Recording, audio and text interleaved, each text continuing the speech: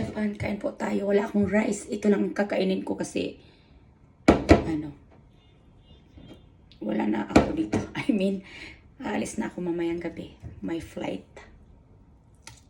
Sorry, Kimas. Kaya sayang kung hindi ko siya kainin. Magluto sana ako ng egg. Naglaga ba? Kaso may egg na dito guys. Hayaan mo na kasi wala akong rice.